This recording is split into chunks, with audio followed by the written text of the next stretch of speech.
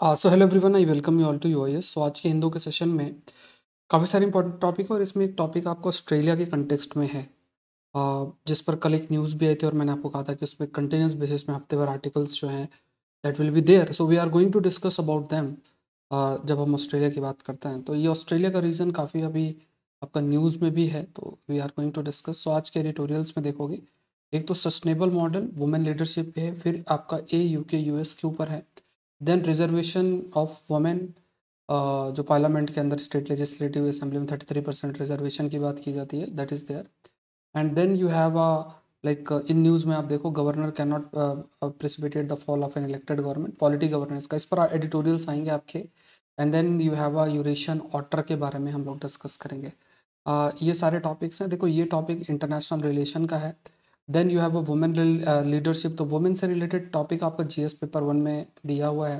Women reservation bill, ये भी women related topic है, जीएस पेपर 1 के अंदर आ सकता है।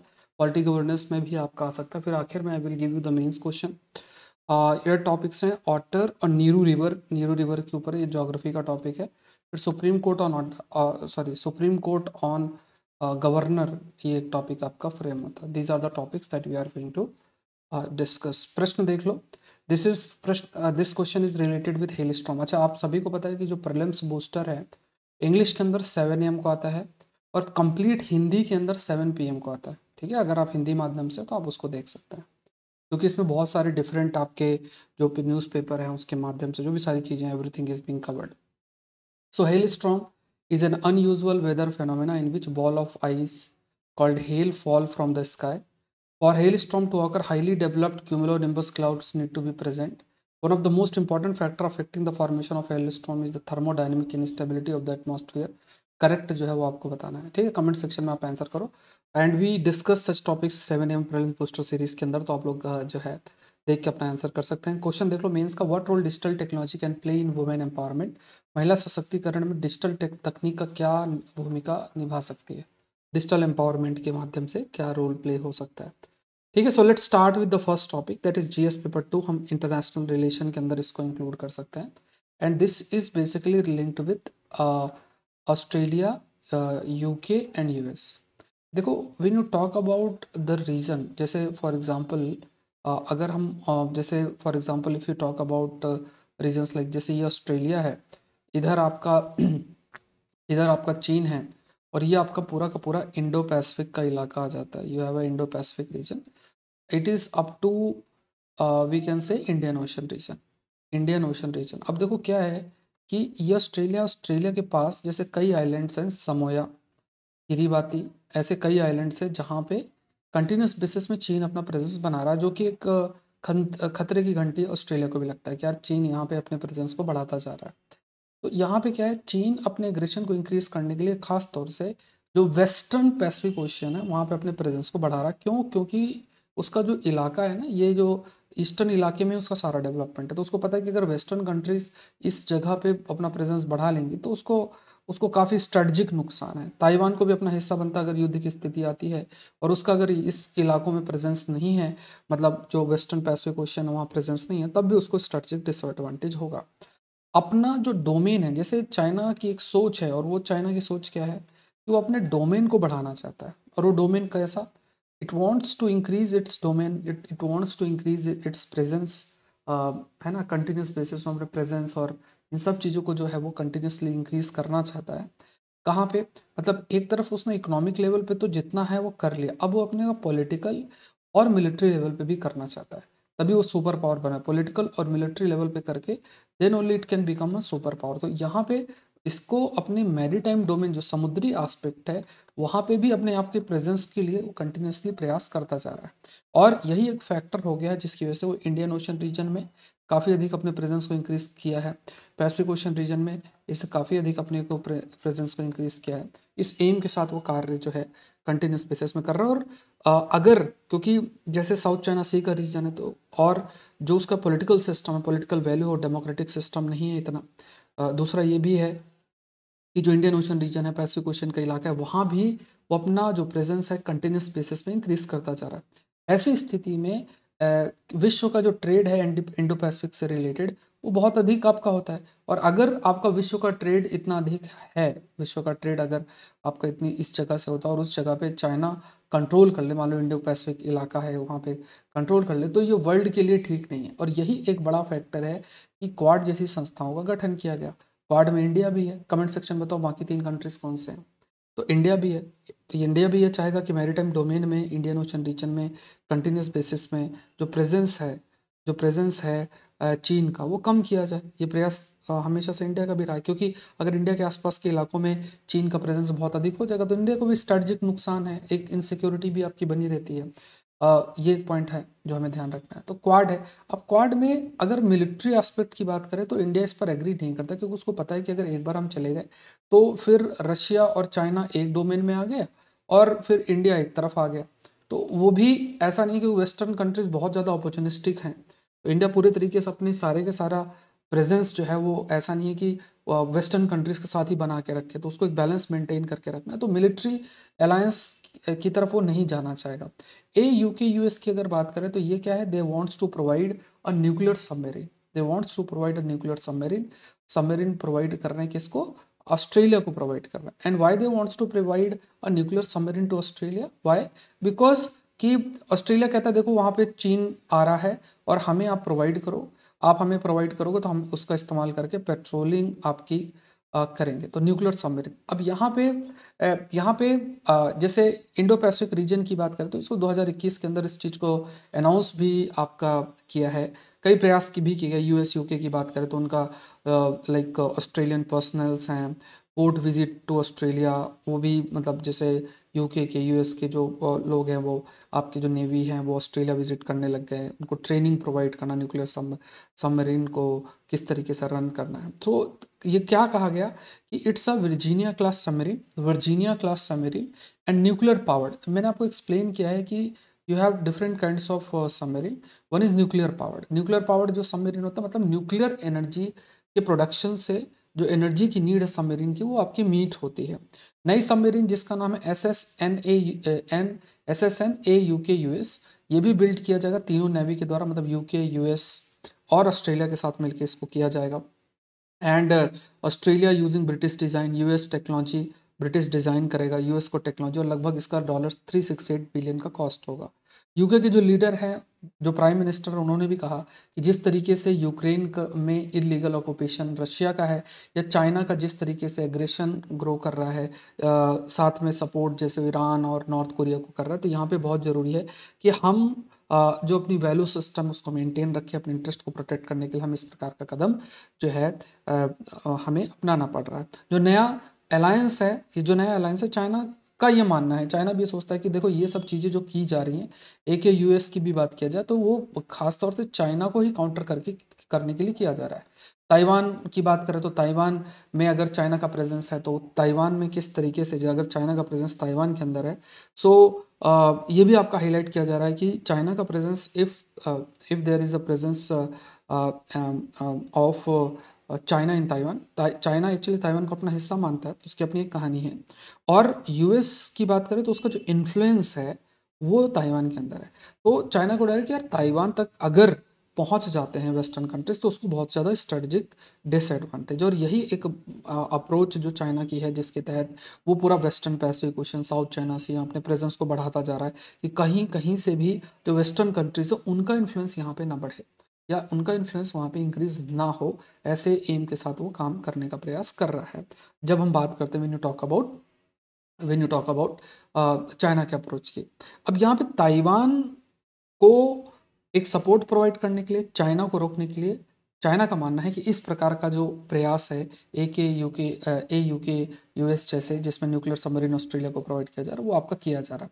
यूएस प्रेसिडेंट की बात किया जाए तो यहाँ ये कहा गया कि ये एक न्यूक्लियर पावर्ड है, मतलब यहाँ पे दो ये शब्द याद रखना है, it's a nuclear powered. Nuclear powered का मतलब क्या है कि जो भी सबमरीन होती है उसमें जो एनर्जी है, मतलब सबमरीन आप रन कर रहे हो तो उसको एनर्जी कैसे मिलेगी, तो आपके पास न्यूक्लियर पावर्ड है, नॉन न्यूक्लियर पावर्ड है, ठीक है, जैसे बैटरी के माध्यम से, डीजल इलेक्ट्रिक के माध्यम से।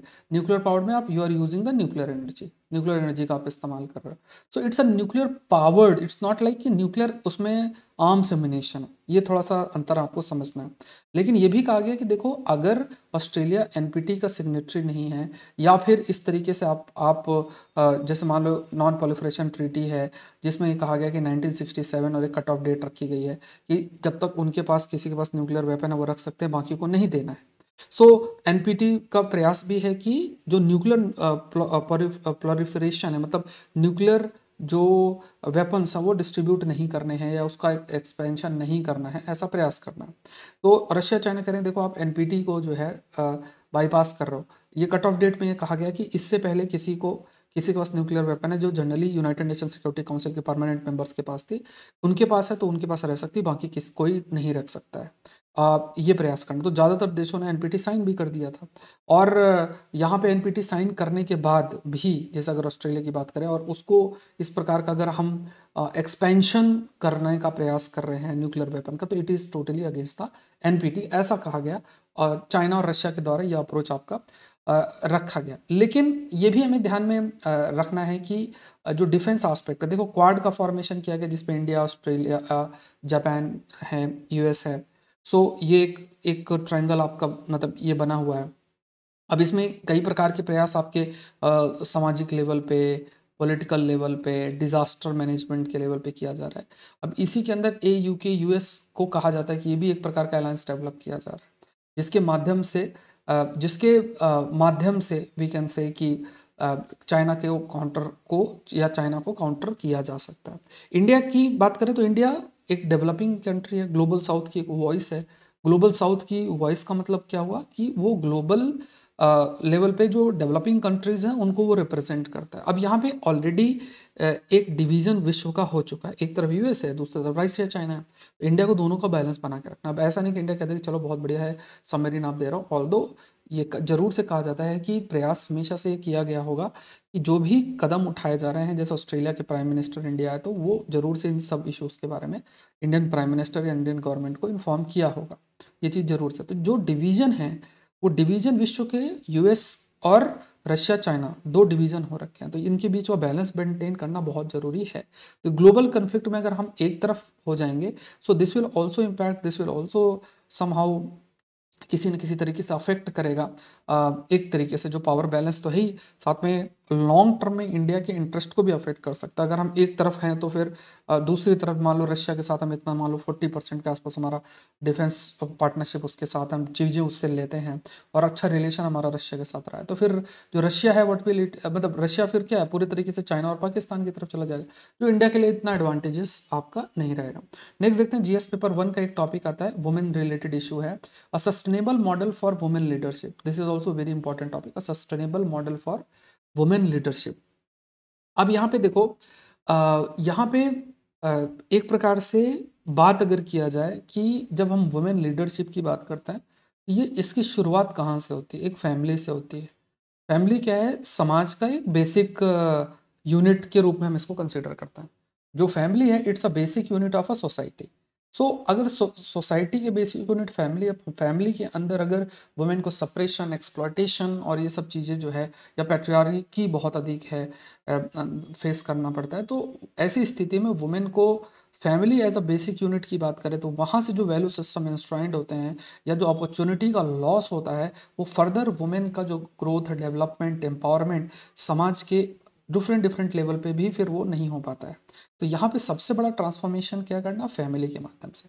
और फैमिली में भी क्या है कि आप एक बच्ची है उसको एजुकेशन प्रोवाइड करना है। आज एजुकेशन है तो आज वो एजुकेशनल लेवल पे जब चीज़ें सीखेंगी, स्किल सीखेंगी, धीरे धीरे वो अपने आप जो है इकोनॉमिक लेवल पे भी, सामाजिक लेवल पे भी एम्पावरमेंट उनका होगा, आपका होगा। तो आईसीटी का जो ये जो इंफॉर्मेशन टेक्नोलॉजी है उसका एक बड़ा रोल हो सकता है। जब हम एम्पावरमेंट की बात करते हैं, फीमेल लीडरशिप का रिप्रेजेंटेशन की बात करते हैं, सो एक इंफॉर्मेशन कम्युनिकेशन टेक्नोलॉजी एक बड़ा रोल प्ले कर सकती है स्किल प्रोवाइड करने में, एजुकेशन प्रोवाइड करने में। बॉडीली ऑटोनॉमी मतलब शरीर में खुद का हक होना, कब मैरिज करनी है और कई रिप्रोडक्टिव राइट्स, वो वुमेन का डिसीजन होना चाहिए। साथ में हाउस होल्ड में एक शेयर्ड रिस्पॉन्सिबिलिटी होना चाहिए। जो केयर इकोनॉमी है उसकी बात की जाती है कि मतलब जो केयर की जिम्मेदारी वो सिर्फ वुमेन की नहीं होनी चाहिए, और जो डिसीजन मेकिंग प्रोसेस है उसमें इक्वल पार्टिसिपेशन आपका होना चाहिए। तो यहाँ पे जब इस प्रकार के विचार डेवलप आपके होते हैं, अंडर दैट कंसिडरेशन फैमिली में जो female leadership decision making process में एक वुमेन का रिप्रेजेंटेशन होगा, और फर्दर डिफरेंट डिफरेंट जो सोशल इंस्टीट्यूशंस हैं, पॉलिटिकल इंस्टीट्यूशंस हैं, इवन जो इकोनॉमिक इंस्टीट्यूशंस हैं, उसमें रोल प्ले आपका हो सकता है। सो यहाँ पे एडटेक सोल्यूशन जो एजुकेशनल टेक्नोलॉजीज हैं, एजुकेशन टेक्नोलॉजी के माध्यम से प्रोवाइड करना, तो like they are like childrens young people की अगर हम बात करें तो बेसिक सर्विसेज चिल्ड्रंस को, यंग पीपल्स को प्रोवाइड करना, ठीक है। Edtech give us tools to bridge parts of accessibility, खास तौर से जैसे आप मान लो कहीं रिमोट एरियाज में है, स्किल प्रोवाइड करना, एजुकेशनल प्रोवाइड करना, तो ये आपकी टेक्नोलॉजी के माध्यम से किया जा सकता है। हम हाइब्रिड मॉडल की तरफ भी जो है भी प्रोसीड कर रहे हैं, जिसमें आपका ऑनलाइन प्लस ऑफलाइन की बात होती है, ठीक है। Online plus offline, offline centres भी हैं, ऑनलाइन सेंटर्स भी हैं। तो आपके पास ऑनलाइन प्लस ऑफलाइन दो तरीके के सेंटर्स जो हैं रहते हैं। तो ऑनलाइन भी है, ऑफलाइन भी। तो हाइब्रिड लर्निंग मॉडल आज के समय में फोकस भी किया जा रहा है। एंड जहाँ पे मान लो कई सारी कारणों से जो वुमेन है सपोज नहीं एक्सेस कर पा रहे हैं एजुकेशनल इंस्टीट्यूशंस, तो ये जो ऑनलाइन एस्पेक्ट है वो बहुत मदद आपका करेगा। गवर्नमेंट वर्ल्ड बैंक की बात करें तो 43% जो इंडियन स्टेम मतलब science technology engineering mathematics graduates हैं वो वुमेन है। 43% बड़ा नंबर है। एंड जब रिप्रेजेंटेशन की बात करते हैं, जैसे चलो जब हम ग्रेजुएट्स की बात करते हैं तो काफ़ी अच्छा नंबर है, लेकिन जब हम रिप्रेजेंटेशन की बात करते हैं, अच्छा आपने पढ़ लिया सब कुछ किया, तो उसमें काफ़ी कमी है। जितना पार्टिसिपेशन है उस टाइप से रिप्रेजेंटेशन नहीं है। तो कुछ इनोवेशंस करने जैसे ओलंपियाड, इनोवेशन लैब्स, कॉम्पिटिशन्स, कई प्रकार के एप्लीकेशंस, प्रैक्टिकल एप्लीकेशंस कि पूरा का पूरा जो इकोसिस्टम है उस इकोसिस्टम में वुमेन का रोल इंक्रीज हो, उस पर जो है फोकस करना जरूरी। कई प्रकार जैसे स्पोर्टिंग एक्टिविटीज़ हैं, अगर स्पोर्ट्स एक्टिविटी है तो स्पोर्ट्स एक्टिविटी में वुमेन अगर बचपन से पार्टिसिपेट करते हो तो वो भी एक लीडरशिप, टीम वर्क में कैसे काम करना है, लीडरशिप कैसे प्रमोट करना, उस सारे लेवल पे एक मदद मिलेगी। वो क्वालिटीज़ जो वैल्यू सिस्टम है दैट विल बी देयर। तो जो वुमेन है उनको जो स्पोर्ट्स उन पे इंक्लूड करना, स्पोर्ट्स एक्टिविटी में इंक्लूड करना, उसमें सेल्फ कॉन्फिडेंस, सेल्फ बिलीफ, ये सब चीज़ें टीम वर्क में कैसे काम करते हैं, ये सब चीज़ें डेवलप होती हैं। जब आप ये वैल्यू सिस्टम बचपन से सीखते चले जाते हैं तो फिर आगे भी चल के you will play a very important role. दूसरा ये भी कहा गया कि जो केयर वर्क है, जैसे घरों में जो केयर वर्क होते हैं अलग अलग तरीके से, उसको उसको रीडिस्ट्रीब्यूट कैसे किया जा सके, उसको रिकॉग्नाइज करना जरूरी आपका हो जाता है। ये सब है। और ये भी देखना है कि हम सिर्फ ये ना कंसिडर करें कि जो वुमेन है उनका रोल सिर्फ केयर वर्क ही प्रोवाइड करना है, क्योंकि इससे क्या होगा कि बहुत ह्यूज पोटेंशियल है। देखो यहाँ पे हमें ये समझना है कि सबका अपना अपना एक एम एम्बिशन है। अगर कोई उस काम में इन्वॉल्व है that is a different thing, ठीक है। केयर एस्पेक्ट में कोई करना चाह रहा है that is a different thing, कई लोग अपना रोल प्ले करते हैं। बट अगर मान लो कोई गर्ल है, कोई वुमेन है, दे वांट कि हम सिर्फ केयर एस्पेक्ट पे ही फोकस ना करें, है ना, सिर्फ घरेलू कामों में ही ना करें, हमें अपने लेवल पे भी काम करते हुए और अपना इकोनॉमिक और सामाजिक एम्पावरमेंट, पॉलिटिकल एम्पावरमेंट करना है, तो वो अपॉर्चुनिटी भी प्रोवाइडेड होना चाहिए। वो कैसे होगा, जब हम इस केयर एस्पेक्ट को एक तो रिकॉग्नाइज भी करें और यहाँ पे जो एक पूरा का पूरा फैमिली सिस्टम उसमें एक रोल प्ले कर सकता है। सो अप्रोच की बात करें तो यहाँ पे स्पोर्ट्स के माध्यम से लीडरशिप डेवलप करना, डिजिटल टेक्नोलॉजी का इस्तेमाल करना लर्निंग के लिए, बॉडली ऑटोनॉमी, अपने शरीर पे हक होना, रिप्रोडक्टिव राइट्स होना, एम्प्लॉयबिलिटी को इंक्रीज करना, ये सब ऐसे स्ट्रेटजीज हैं जो कि लीडरशिप वैल्यूज़ या लीडरशिप क्वालिटीज़ वुमेन के अंदर लेकर आ सकती है, और वो हर एक लेवल पे लीडर का रोल प्ले भी कर सकते हैं। बहुत बड़े बड़े नाम भी हैं, आप देखोगे, चाहे पॉलिटिकल पार्टीज़ में हो, चाहे चीफ मिनिस्टर हों, बड़ी बड़ी कंपनीज के सीईओज हों, बिजनेसमैन हों, स्टार्टअप्स हों, ये सब बहुत सारे लेवल पे देखोगे अच्छा खासा लीडरशिप है, वुमेन का रिप्रेजेंटेशन है। बट उसको ग्रास रूट लेवल पे, ऐसा नहीं कि गिनती के 100 लोग हो, ग्रास रूट लेवल पे भी वो चीज़ आए। तो जैसे पंचायती राज इंस्टीट्यूशंस हैं, उस पर अभी हम चर्चा करेंगे, जो रिजर्वेशन बिल है उसके ऊपर। तो ये बहुत इंपॉर्टेंट बन जाता है। तो कोई भी जेंडर रिस्ट्रिक्टिव नॉर्म्स हैं जो ये सब चीज़ें हमें थोड़ा सा देखना पड़ेगा, ख़त्म होना चाहिए। रिप्रेजेंटेशन वुमेन का इंक्रीज़ हो, पैट्रियार्की से दूर हो, क्योंकि ये हमें हेल्प भी करेगा कि सस्टेनेबल डेवलपमेंट गोल्स को हम अचीव कर सके, जो कि भारत को भी अपने गोल्स अचीव करने के लिए मदद करेगा। साथ में विश्व के जो गोल्स हैं उसको भी हम अचीव कर सकते हैं। नेक्स्ट देखते हैं, जीएस पेपर 1 का ये टॉपिक है, and this is basically linked with reservation bill, ठीक है, वुमेन रिजर्वेशन बिल के ऊपर ये इमेज थोड़ा दूसरी लग गई यहाँ पे। तो यहाँ पे वुमेन रिजर्वेशन बिल है, ये आप देखोगे ना तो ये मैं आपको दिखा देता हूँ, ये वाला आर्टिकल है, ठीक है, दिस आर्टिकल, तो इस पर हम लोग चर्चा करेंगे। This is the third article that we are discussing. तो यहाँ पे अगर if you will see women reservation bill, women reservation, यहाँ रिजर्वेशन की बात हो रही है कि लेजिस्लेटिव असेंबली के अंदर और पार्लियामेंट के अंदर वुमेन का रिप्रेजेंटेशन इंक्रीज होना, पॉलिटिकल स्पेस में वुमेन का जो रिप्रेजेंटेशन है वो इंक्रीज होना। रिजर्वेशन इसी की बात की जा रही है, लोकसभा में, स्टेट लेजिस्लेटिव असेंबली में रिप्रेजेंटेशन इंक्रीज होना। पहली बार इंट्रोड्यूस किया गया था लोकसभा में 81st अमेंडमेंट बिल में, सितंबर 1996 के अंदर किया गया था, बट वो फेल हो गया। फिर कई बार इंट्रोड्यूस किया गया 1996 के अंदर, फिर 1998 के अंदर, 2000, 1999, 2002, 2003, प्रेजेंट जो गवर्नमेंट है उसने भी अपने इलेक्शन मैनिफेस्टो में 2013-14 में भी प्रॉमिस आपका किया था। 2008 में जो है आप कह सकते हो कि यूपीए गवर्नमेंट है, उसने भी बिल को राज्यसभा में रखा, पास भी हो गया, लेकिन फिर लोकसभा में लैप्स हो गया। मतलब ये सब चीज़ें हुई हैं, कई सारे ऐसे चीज़ें की गई। तो यहाँ पे आर्गुमेंट बिल के लिए क्यों है, आर्गुमेंट ये है कि एक तरीके से क्या है कि better the condition of women since political parties are, ज़्यादातर जो पॉलिटिकल पार्टी है उसमें पैट्रियार्की देखने को मिलती है, मतलब मेन सेंट्रिक है। एंड जो वुमेन है उनका रिप्रेजेंटेशन पार्लियामेंट में इतना अच्छा नहीं, तो रिप्रेजेंटेशन आपको इंक्रीज करना है। बहुत सारे लेवल पे देखा जाए तो देखो, अगर जैसे मान लो पुलिस में, पॉलिटिकल पार्टीज़ में, लीडर्स में, ऑफिसर्स, ब्यूरोक्रेट्स, फैमिली के अंदर, ऐसे बहुत सारे लेवल पे जब वुमेन का प्रेजेंस बढ़ेगा, डिसीजन मेकिंग प्रोसेस में वुमेन का रोल होगा, तो अपने आप विल सी की चीज़ें जो, जैसे कई चीज़ें जो हम सामाजिक लेवल में फेस करते हैं, चाहे क्राइम अगेंस्ट वुमेन है या कई लेवल पे कई प्रॉब्लम्स जो फेस करना पड़ता है, तो वो अपने आप ख़त्म हो जाएंगी। मतलब चलो सरकार लॉ बना दे, that is a different thing, but empowerment एक ऐसी चीज़ है जिसमें फिर वी कैन से कि एक बार एम्पावरमेंट हम अचीव कर लेते हैं तो फिर बहुत सारी ऐसी कुरीतियाँ, सोशल स्टिग्मा चीज़ें अपने आप ख़त्म हो जाती हैं। दूसरा ये भी है कि और भी लेवल पे जो वर्क फोर्स में भी पार्टिसिपेशन आपका इंक्रीज होगा, वुमेन का जो रोल है डिसीजन मेकिंग प्रोसेस में वो भी होगा। अब आर्गुमेंट अगेंस्ट क्या है इसके अंदर, ये भी कहा गया है, ये कहा गया कि it's against the principle of equality, ये भी आपका कहा गया। एंड रिजर्वेशन की वजह से फिर मेरिट का डाइल्यूशन हो सकता है, ये भी कहा गया। और दूसरा ये कहा गया कि कास्ट ग्रुप की तरफ वुमेन का नहीं, जैसे कोई डिफरेंट डिफरेंट कास्ट का रिजर्वेशन आपका दिया गया तो उसमें कुछ क्राइटेरिया उस बेसिस में उनको रिजर्वेशन मिल जाता है, बट वुमेन की बात करें तो वो होमोजेनस नहीं है। जैसे अब वुमेन में भी they are divided into different caste, religion, बहुत सारी चीज़ें ना, मतलब आप ऐसा एक जेंडर के बेसिस में भी फर्दर डिवीज़न एग्जिस्ट करता है, तो ऐसा यूनिफॉर्म जो है नहीं एग्जिस्ट आपका जो है वो करता है, ये आपको ध्यान में रखना है।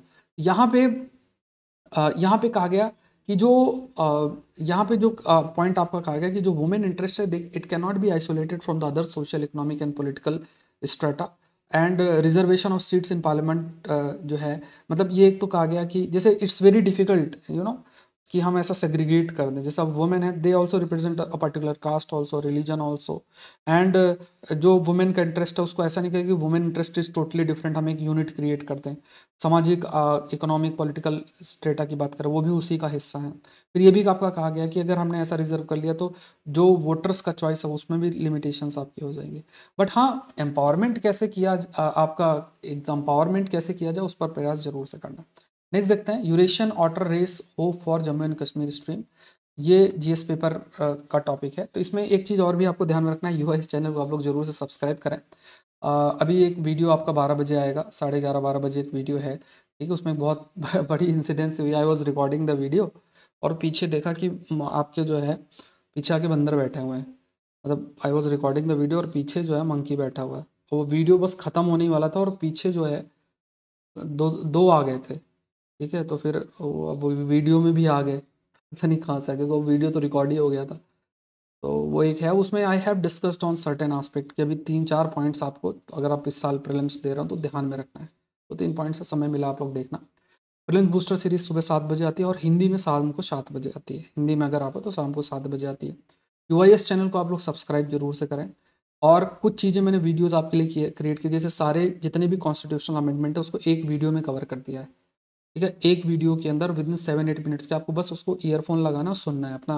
ओके, सारे फर्स्ट से लेके लास्ट तक। अब उसमें सेलेक्टिव कॉन्स्टिट्यूशनल अमेंडमेंट वो कवर हुए हैं, वो वीडियो पड़ा हुआ वीडियो सेक्शन के अंदर, तो उसको देखना ही है, जरूर से आप लोग देखो।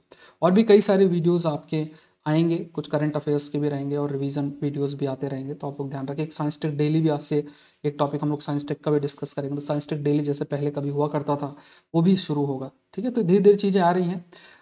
तो यहाँ पे देखो, ये जो ऑटर्स, इनको ऑटर्स कहते हैं, यूरेशियन ऑटर्स हैं, तो ये अभी अपर चेनाब कैचमेंट एरिया यहाँ पे पाया गया। तो यहाँ पे नीरू एक रिवर है, यहाँ पे याद रखो, नीरू रिवर चिनाब रिवर की ट्रिब्यूटरी है। तो यहाँ पे ज़्यादा ह्यूमन इंटरफेरेंस नहीं है, ह्यूमन प्रेजेंस नहीं है, और इस वजह से वीकेंड से ये देखे गए हैं, जो ऑटर्स हैं वो देखे गए हैं। तो ये जो यूरेशियन ऑटर्स हैं ये थ्रेटेंड कैटेगरी के अंदर है।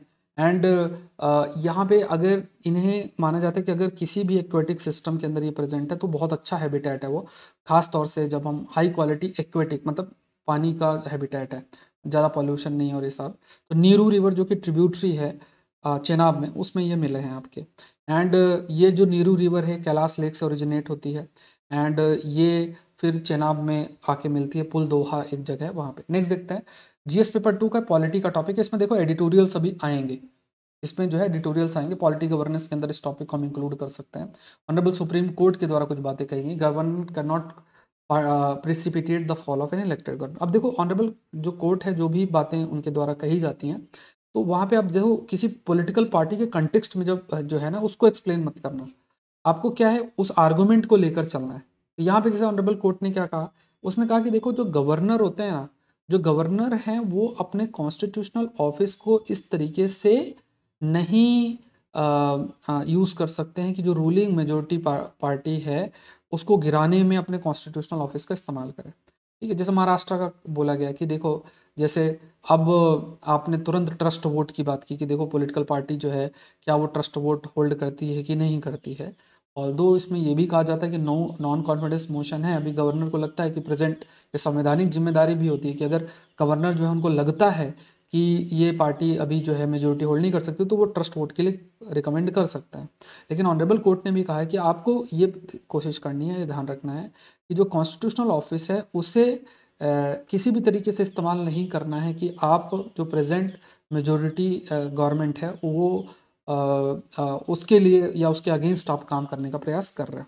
सो ये है कि अगर आप तुरंत कह रहे हो कि नहीं करके देखते हैं, उसका एक प्रोसेस है। जो सामने वाली सरकार है जिसको आप सोच रहे हो कि ठीक है ये ट्रस्ट होल्ड नहीं करते, तो उनका भी एक प्रोसेस है कि किस तरीके से आप जो है मतलब उनको रिप्रेजेंट होने का मौका दें। ये नहीं कि तुरंत ट्रस्ट वोट करने के लिए कह दें, नहीं आप अपनी मेजोरिटी को प्रूफ करो। तो ये कुछ आर्गुमेंट्स, अब इसमें देखो और डिटेल में आर्टिकल्स आएंगे तो डिस्कस करेंगे। देखो ये आंसर स्टूडेंट ने सेंड किया है, एंड है ना, तो यहाँ पे आप लोग देख लेना, इसको मैं अपलोड कर दूंगा कम्युनिटी सेक्शन के अंदर। आप भी अपने आंसर को पोस्ट करो, जो आज प्रश्न दिया जाएगा। Post your answer Saurabh Pandya Academy Telegram channel पे। तो आप देखो जब वो लिंक दिया है डिस्क्रिप्शन बॉक्स में, उसमें क्लिक करोगे टेलीग्राम चैनल खुलेगा सौरभ पांड्या अकेडमी, तो उसमें आपको मिल जाएगा। उसमें मैंने आपसे माइंड मैप भी आई शेयर, ठीक है, पीडीएफ भी मिलता है, और आपको आंसर भी सेंड करने हैं। ठीक है, तो ये ध्यान रखना है। और ये सारे आंसर है। हाँ, इसमें एक चीज़ बताना था आपको कि चलो इन्होंने आंसर की जो स्टार्टिंग है वो बढ़िया की है, लेकिन अब ये इस तरीके से नहीं है, ये पता नहीं क्या बहुत तेज़ी से लिखने का प्रयास किया है, और इसको प्रॉपर एंड करना है। ठीक है, मतलब आंसर जो है प्रॉपर, मतलब 2 लाइन से आप कंक्लूड करो या कुछ इस तरीके से, ऐसा नहीं एकदम रैंडमली आंसर को क्लोज नहीं करना है। इस चीज़ का थोड़ा सा नुकसान होता है, तो ये अवॉइड करना है। ठीक है, नेक्स्ट देखते हैं, अनअकैडमी में आप लोग जरूर से जुड़ो। अनअकैडमी से अगर आप तैयारी कर रहे हो तो अनअकैडमी से आप जुड़ सकते हो। इंडिया के टॉप एजुकेटर्स आपको पढ़ाते हैं, सारे जो टॉप एजुकेटर्स सबकी क्लासेस आप यूट्यूब में देख सकते हो जो आप लोग को पढ़ाते हैं। तो वेबसाइट पे जाओ, अभी 20% का ऑफ भी है, you have to use the code SPLIV, और आप ज्वाइन कर सकते हो। जब आप ज्वाइन करते हो देखो मेरा साइंस टेक का कोर्स तो कर पाओगे, साथ में हिस्ट्री, ज्योग्राफी, पॉलिटी, इकोनॉमी, दूसरे जितने सब्जेक्ट्स हैं वो भी सब एक्सेस कर पाओगे, और सबकी लाइव क्लासेस होती हैं। और ये भी आप देखो कि बैच कोर्सेज भी हैं, 16 मार्च से शुरू हो रहा है, ये भी है। ऑफलाइन बैच कोर्स का नीचे लिंक दिया है, उस पर क्लिक करो, और बैच आपका 3 अप्रैल से शुरू हो रहा है, तो वो भी बहुत अच्छा आपके पास मौका है। तो बैच स्टार्ट हो रहा है अप्रैल 3 से, तो अगर आप दिल्ली के आसपास रहते हो तो जाके ऑफलाइन क्लासेस भी आप कर सकते हो। तो ये प्रश्न मैंने आपको स्टार्टिंग में दिया था, इसका आंसर कमेंट सेक्शन में देखो। ये मेंस का प्रश्न जो स्टार्टिंग मैंने आपको बताया था, what role digital technology can play in women empowerment, 10 number में लिखना है। Saurabh Pandya Academy Telegram channel पे अपना आंसर को सेंड कर सकते हैं। सो आज के लिए इतना ही। आई होप ये सेशन आपके लिए हेल्पफुल रहा होगा। Thank you everyone, thank you.